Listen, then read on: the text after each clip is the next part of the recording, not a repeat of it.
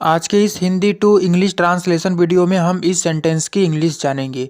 Sentence है, क्या मैं आपसे थोड़ी देर बात कर सकता हूँ। इसकी इंग्लिश है, can I talk to you for a while. Can I talk to you for a while.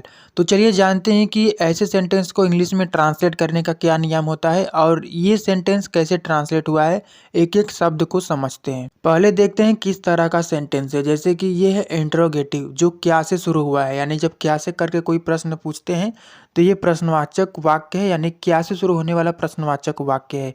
अगर क्या शुरू में ही आता है, जैसे इसमें है ना कि क्या मैं आपसे थोड़ी देर बात कर सकता हूँ, तो क्या की इंग्लिश नहीं लिखते हैं। पहले हम इसकी इंग्लिश कहने के लिए पहले हेल्पिंग वर्ब या मॉडल वर्ब लिखते हैं। तो अब पता करना है कि इस सेंटेंस का क्या मॉडल वर्ब है या क्या हेल्पिंग वर्ब है।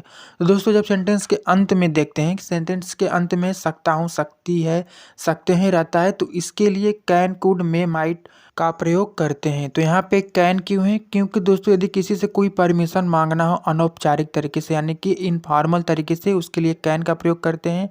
औपचारिक तरीके से यानी फॉर्मल तरीके से के लिए आप मे का प्रयोग कर सकते हैं। तो यहाँ पे कैन है, यानी आप समझिए कि इनफॉर्मल तरीके से किसी से पूछना है कि क्या मैं आपसे थोड़ी देर बात कर सकता हूँ, तो यहाँ पे कैन है। उसके बाद सब्जेक्ट रहता है ऐसे इंट्रोगेटिव सेंटेंस में।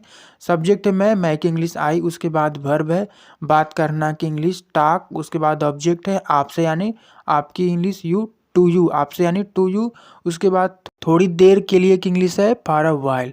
Can I talk to you for a while, क्या मैं आपसे थोड़ी देर बात कर सकता हूँ। इसकी इंग्लिश है can I talk to you for a while.